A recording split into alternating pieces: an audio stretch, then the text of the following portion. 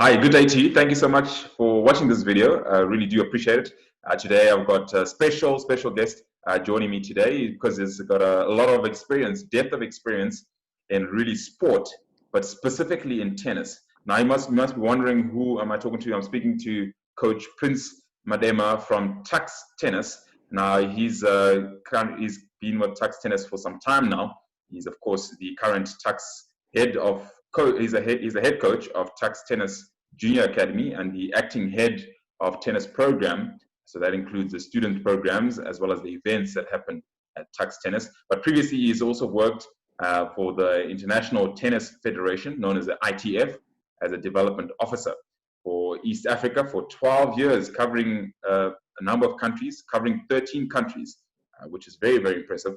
And he's also worked in the SADC region, particularly in Zimbabwe and Botswana, where he's worked for about 4 years in total, working in tennis. I worked as a junior national tennis coach in these countries as well. So he's got a lot of experience and the perfect person to be talking to regarding programming in tennis as well as just tennis in general. Now, Coach, how are you doing this morning? Thank you for joining me. I'm good, Lennox. Thank you for having me in your platform. Awesome. Coach, I have to ask this question. It's either Rafa, Roger, or Novak. One of the three. Who's your favorite of the three?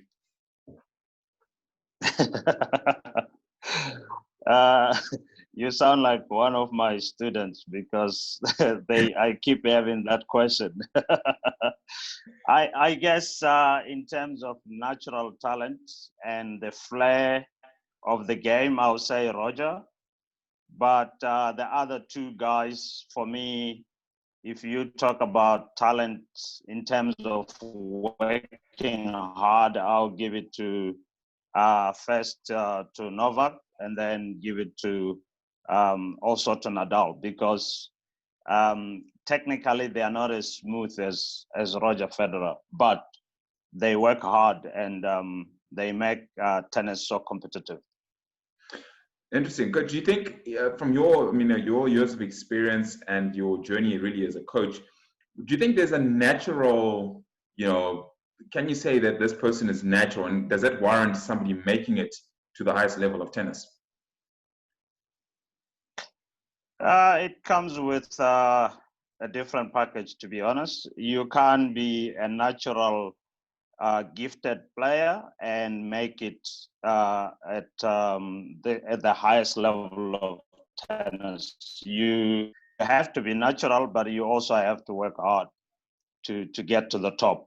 Otherwise, there are guys who spend hours and hours on the court, and that's how sometimes as coaches we differentiate between a naturally gifted player and a workaholic kind of a player. And those are the players that if they work hard at whatever God gives them, in the end they can surpass the natural talented players. I can give you another guy, Gal Monfils, the French guy. Yeah. In my opinion, watching him over the years, he should have been like number one, number two. Why? Because he's naturally gifted. His athleticism is amazing. He hits the ball so well. He has a touch on the court of with his clay court game. He's an all-rounder. He can play anything, but he has been in the top 10 for many years, but he has never made it to number one or number two. Wow. This makes it very interesting. Now I'm curious to find out. We have Kevin Anderson, who's obviously an African tennis player who's come out obviously from the South African system, representing Africa, of course, and particularly South Africa. But I do think he's one of the few that have gone out to make it that far. What do you think he's done differently? And he's obviously a source of inspiration. I mean, what lessons can we learn from his journey, perhaps, from what you've observed from your experience? I think Kevin is one of the most disciplined and dedicated players. I remember seeing him at the Africa Junior Championships when he was still a teenager here in representing South Africa. And I had started working for the ITF then. And excuse me, when he realized that he has what it takes, because physically you can see Kevin is one of the tall guys that suits the game. So he had to move to go to the States to college. And that's when he got into the right environment to actually explore or develop his game. But he's one, I remember Kevin, even when he was a junior, the way he used to warm up, the way the focus, the concentration in each and every game, it was phenomenal. Well, in golf, they say something that in golf, 90% is mental, 10% is really physical, you know, how talented you are and how skillful you are. To what extent is tennis a mental game, coach? Tennis, according to our research, it's 95% mental and 5% the other attributes. But you only talk about that when you're talking about a professional player. You don't talk about that from junior level while you're still needing to get your technical ability fixed and all that.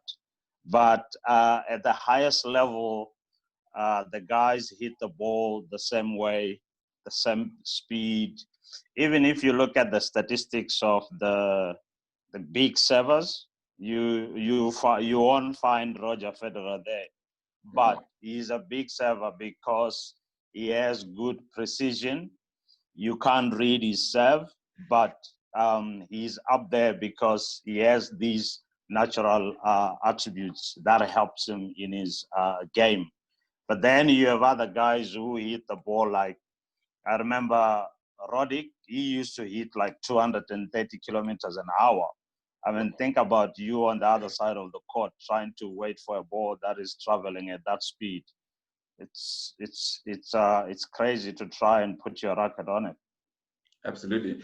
Talking about attitude, coach, what type of attitude have your players had to embody during this pandemic?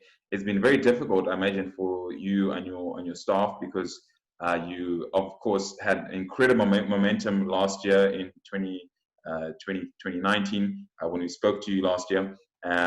You know, in studio, and you know, you spoke at length about the great work that was being done at TuksTennis. But now, to keep that momentum into 2020, the pandemic comes along. How have you done? What have you done to really keep that momentum from last year, to keep building and to keep excelling as you have always been doing?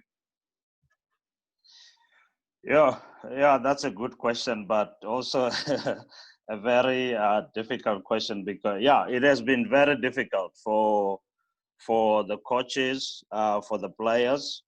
I think technology came in at the right time. We managed to keep abreast with most of the players through these platforms like Zoom and Google Meet.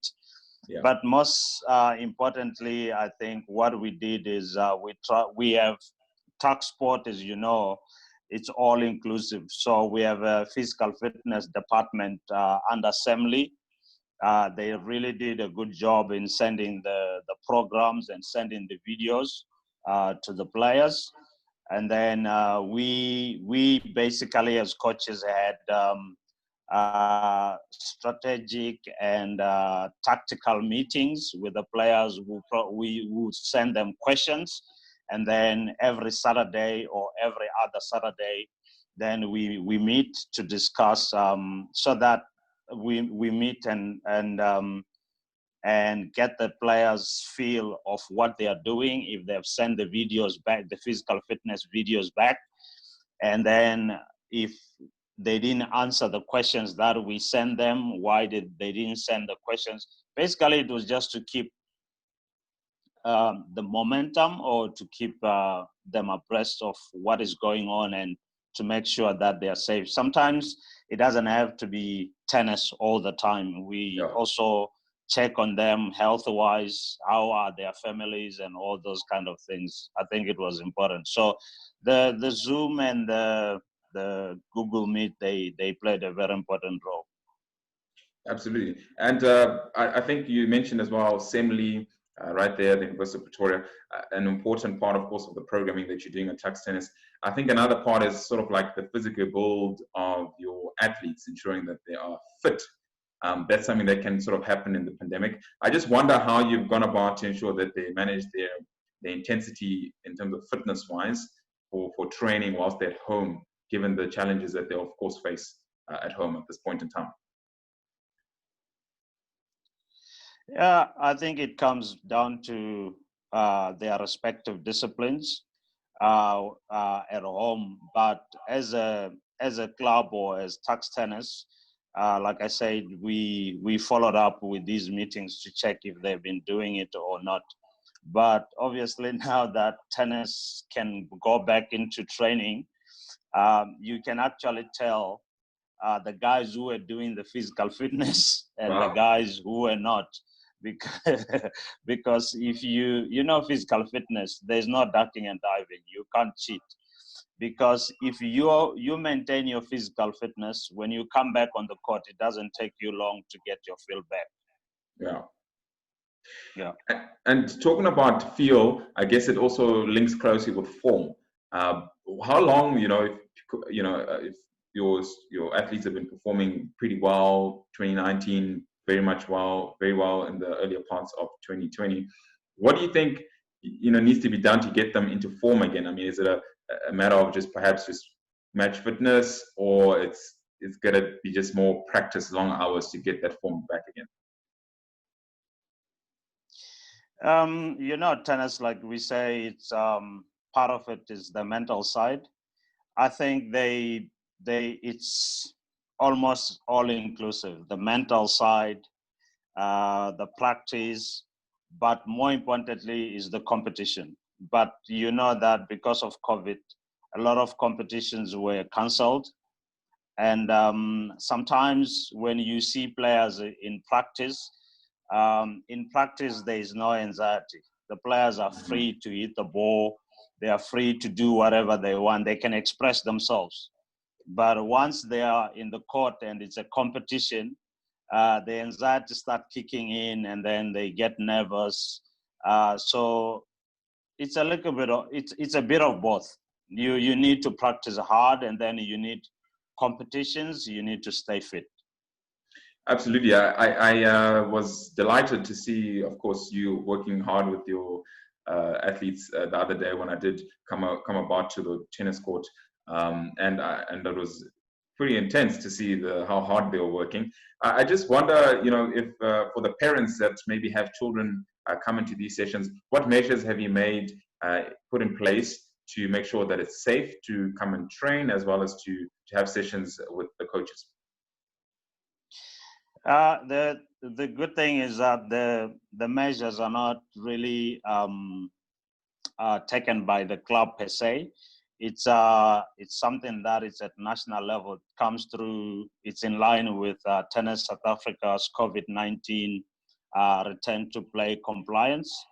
But above that, we also have our own internal Tuksport COVID-19 return to play specific to each and every sport. As you know, that we have variety sports. So the protocols that apply to swimming or to soccer, they cannot be the same protocols that are applicable to tennis. So in tennis, for example, the parents, once they drop the kids, they can't come around the vicinity, like around the course. Now they according to the COVID-19, they should stay outside and wait for their kids in the car. And then we check everyone's temperature, we sanitize, and then we record everything, because that's the protocol that it's in line with Tennis South Africa and also with Tuksport. And furthermore, with Tuksport, you need to have a permit to go through security. So no one just comes through the gate without a permit that is approved by the director of sport, Toby. And also there's a health certificate check that before you leave home, you need to complete that, and then to check if you are a low risk or a high risk when you come to the facilities. Absolutely. These changes have certainly been uncomfortable for many people, but we are, of course, getting used to them as time goes on. Coach, I'm interested to find out, the business environment has changed a great deal due to the pandemic, and people started to talk about how they can sort of start imagining what the future would look like after the pandemic. That it will be a different future for business. I wonder if it will be this, if that is true for tennis. Do you think it would be a different future for tennis globally? I mean, maybe in South Africa as well, but do you think, what does the future for tennis look like in your eyes, and really in line with post this break, this pandemic challenge? Look, to be honest, I think tennis is a practical sport. So we can do, I think these days there's a lot of electronicals stuff going on. But tennis, let's face the truth, it's a practical sport. You have to be on the court. So I guess we have to wait and see. But post-19, I expect things to go back. If things are back to normal, we should be able to, we can only enjoy tennis by being more practical, being on the court and playing, whether it's social, whether it's tournaments, whether it's the little ones that we are trying to groom and all that. So it's going to be tough because the problem is that we don't know when it's going to end. When are we going to all be allowed to come back to training? As it is now, it's the phase one probably for us, because we only allow players that are critical or that have to prepare for important tournaments. But the social players and the little ones like the tennis tens program, they'll probably start end of August. End of August. Imagine if we have, of course, a lot of students that are obviously at the University of Pretoria. Some students are back on campus. Some students are still obviously working from home. And last year we spoke at length as well about some of the offerings you have at TuksTennis. And I'm wondering, you know, in end of August, how open would you be to perhaps other people that are interested to join, and how will your programming look towards the end of August? Now, joining, it's tough because sometimes when you say to the players you can join, the problem is that they think then they can come to the courts. But we still open that everyone can inquire, they can join and do the paperwork, and then wait for the right time when we say, okay, management has said it's open now, everyone can come through and play. But at the moment, it's very restrictive. We only have a certain group that can play. The rest of the guys that are doing social, or the bigger chunk of the students that are not here, we are not encouraging them to join at the moment. But the academy side, which is the junior development from under 14s going up, those guys, they can join. Okay. Okay, that's interesting. All the information is on the Tuksport website, and then there's a link that links you to TuksTennis specific, and all the details are there already. If I've got calls from parents inquiring when are you opening and all that, and then we have a full-time administrator who's receiving a lot of information regarding that. Okay, awesome. Thanks. That helps a lot. So if you're watching, of course, you can go, of course, to the Tuksport page, the web page, where you can actually click on the tabs and select TuksTennis, where you, of course, see more details as to how you can get involved in TuksTennis when the time comes, of course, around about towards the end of latter part of August. But Coach, Nelson Mandela once said that sport has the power to change the world, and that's very true. We've seen how it's changed society in various ways. But also, I really believe personally that it has the power to change one person. Now, for you, obviously, having been in tennis for a very long time, I wonder how this sport has changed you personally.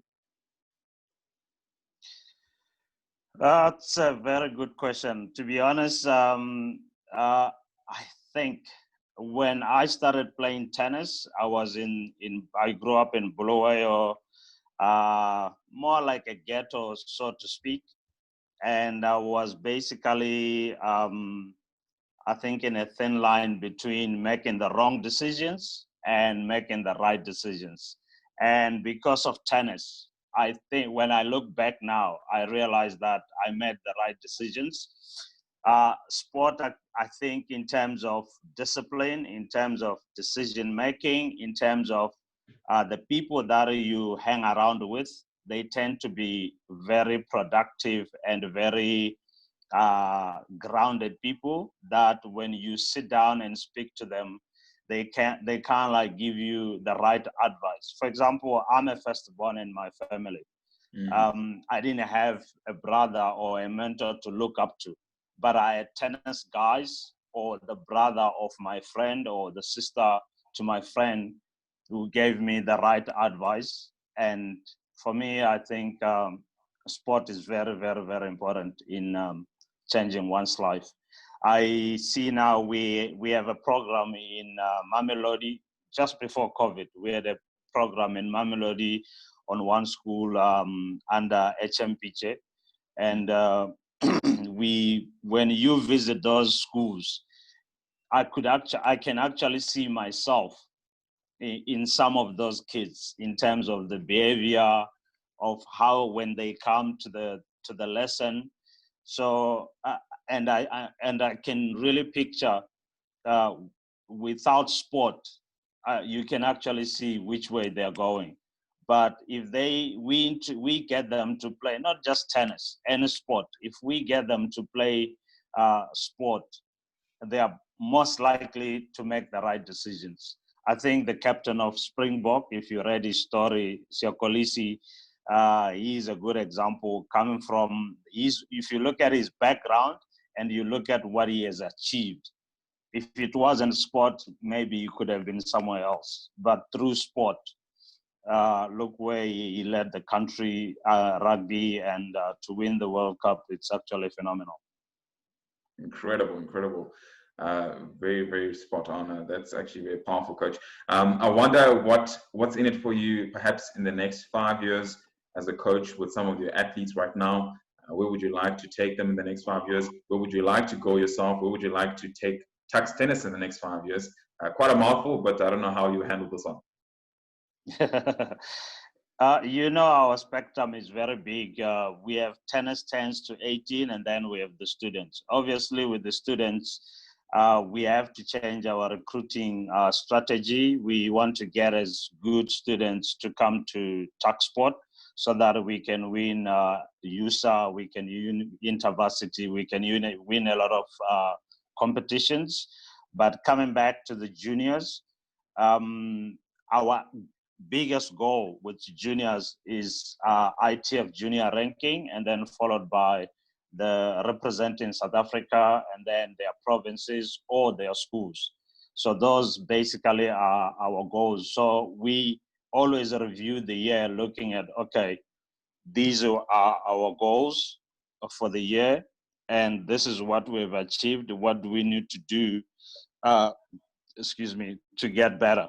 What do we need to do to get better in increasing the number of kids that are ITF junior ranked, and then the players that are representing Gauteng North in Gauteng North, the Gauteng North team, and then and make sure that we recruit because I feel like we have been too much in the privileged kind of kids at Tuksport. So now that we going into Mamelodi, Soshanguve, Archiville, looking for kids, because to be honest, sometimes that's where the raw talent is, and those kids they are very talented, but they don't have the resources. So we want to expand our program to those areas, and hopefully we can get some talented kids. Wow, absolutely. It's making the impact of tennis felt really at the grassroots. And thank you so much, Coach, for joining me. I think an important part that you also mentioned is that, what we see on television is really the tip of the iceberg. And there's a lot that happens right at the base, obviously developmental. And Coach, your contribution to tennis in the African continent is really something that I personally appreciate. And I'm sure you've inspired a lot of people. You've been responsible for many careers. and I'm sure they're also grateful for that. So we thank you for your contributions for at large, at the grassroots, as well as at the elite level. So it's really been a real pleasure for me to speak to you. It's been a real privilege, and thank you so much for sharing your perspective as well throughout this interview. Thank you very much, Lennox. You're welcome. Awesome. That's the head coach of TuksTennis, speaking to me on various things tennis, as well as various things life lessons. Thank you so much for watching. I hope this inspired you as much as it has inspired me.